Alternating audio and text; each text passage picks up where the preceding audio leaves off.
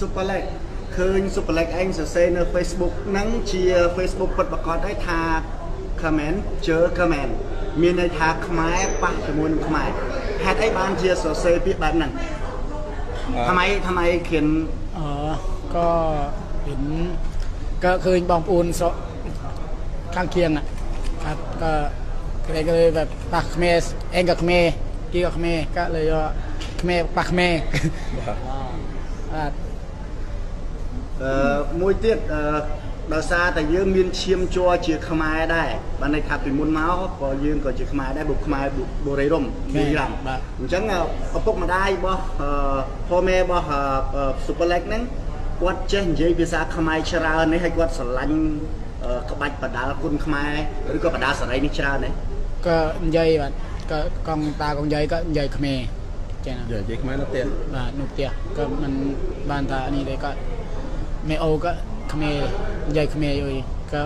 ទីជិបគ្នាបាទក៏ប្រហែល%ក៏100ក៏យកតែ90%បាទ90%យកឲ្យ90%មានថាចត្រាជាកីឡាបងមានប្រាប់អត់ទៅបាទគាត់ថាបងគាត់ថាចត្រាទៅថាស្រួល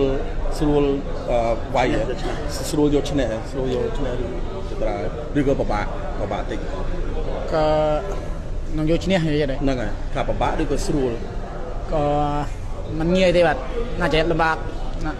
តែក៏គូដល់ក៏ត្រាក៏ធំครับក៏កេងបាទគាត់យើងធំឲ្យខ្លាំងចុះបើ